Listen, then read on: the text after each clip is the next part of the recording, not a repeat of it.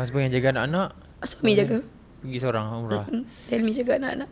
Dia kata pergilah, awak dah penat. Sebab dia, husband kita tak tanggung pun beban tu.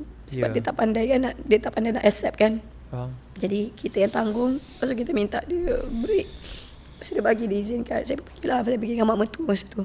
Masa pergi umrah tu pun duit tak ada. Tapi tak tahu macam mana, tiba-tiba Allah sampai masa duit tu ada. Saya bangun pagi, saya pergi masjid, saya duduk dekat masjid. Tu saya termenung. Aku nak buat apa tak tahu nak buat apa masa tu dok. Sebab kita dah jatuh kan. Jatuh yang memang dah tak ada apa-apa dah dok. Dah pindah daripada warehouse besar, dah pindah ke tempat kecil. Macam dah tak tahu, masa tu tak tahu nak buat apa. Macam mana nak comeback ni, tak reti. Balik umrah, saya cakap dengan husband, saya nak buat apa Husband kata, awak pandai apa? Cakap, saya tak pandai apa-apa, saya pandai live je. Buatlah live.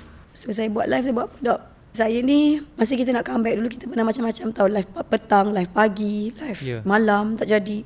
Bila live malam, nanti efek saya tak boleh bangun pagi. Menyebabkan saya lagi huru-hara. Saya ni, ketenangan saya bila saya dapat bangun pagi. Okey. Saya dapat bangun 3.30 pagi. Tapi bila saya tak dapat bangun 3.30 pagi, saya jadi macam huru-hara. Bangun 3.30 pagi? Tidur pukul 9.30? 10.30 tidur. Lepas tu, ketenangan saya bila saya dapat bangun 3.30.